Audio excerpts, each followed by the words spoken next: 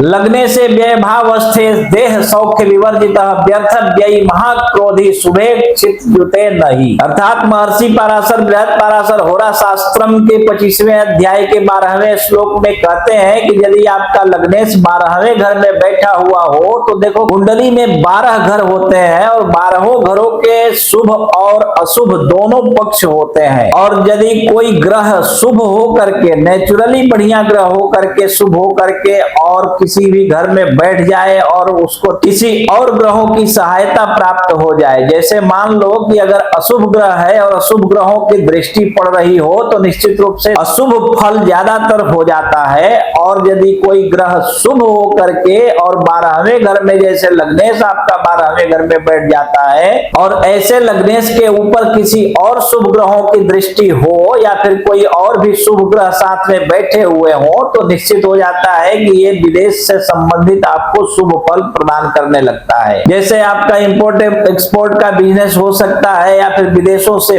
बहुत ज्यादा धन कमा सकते हैं अपने जीवन में, विदेशों में सुख की प्राप्ति आपको हो सकती है। ठीक है, और यदि ऐसा ना हो तो कहते हैं देह सौख्य विवर्जित, शारीरिक सुख से ऐसा जातक वंचित हो जाता है, व्यर्थ का व्यय करने वाला होता है और ज्यादा